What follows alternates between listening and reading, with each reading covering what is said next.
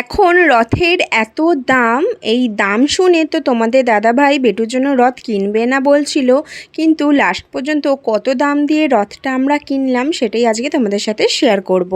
Hi everyone, আরও একটা ছোট্ট মিনি ব্লগে তোমাদের সকলকে ওয়েলকাম। সেদিন ছিল রবিবার সন্ধ্যাবেলায় তোমাদের দাদাভাই আর আমি দুজনে মিলেই বেরিয়ে পড়েছিলাম বেটুর রথ কেনার জন্য।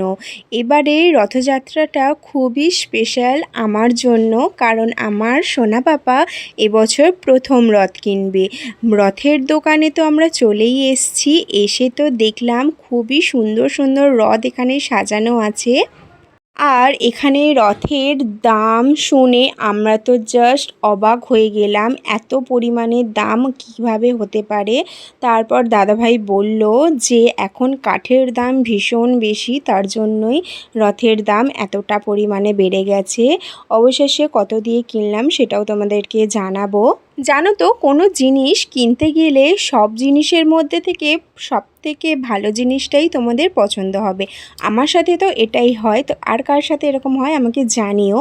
কিন্তু এখানে সব রথের মধ্যে থেকে বেটুর জন্য যেই রথটা নিলাম সেটা আমার ভীষণ ভালো লেগেছে, কিন্তু ছোটোটা নিয়েছি, বেশি বড় নিইনি, যেহেতু বেটু এখন খুবই ছোট তার জন্য।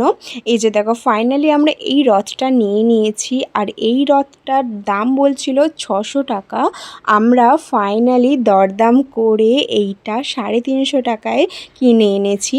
আমাদের রথ কেনা হয়ে গেছে, এবার বাড়ির জন্য একটু চপ নিয়ে নিলাম বাড়িতে গিয়ে সবাই মুড়ি খাওয়ার জন্য। আর জানো তো, আমার বেটু না একদম ছোট থেকেই জগন্নাথ দেবকে ভীষণ ভালোবাসে। সব সময় জগন্নাথের দেবে যখনই ছবি দেখে সে তখনই নগন্নাথ করে। আমি আশা করছি এই রথটা দেখে ও ভীষণ খুশি হবে। বেটু তো এখন ঘরের ভেতর বসে তার দাদাভাই এসছে তার সাথে খেলা করছে। এখন যাই বেটুর রিয়াকশানটা তোমাদের সাথে শেয়ার করি, তোমরাও দেখো।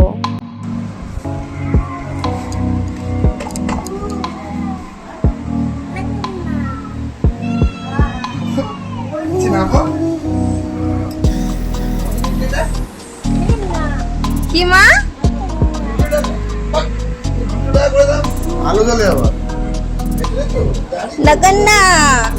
দেখো, তোমরা বেটুর মুখের হাসিটা দেখে নিশ্চয়ই বুঝতে পেরেছো তার রথটা কতটা পছন্দ হয়েছে।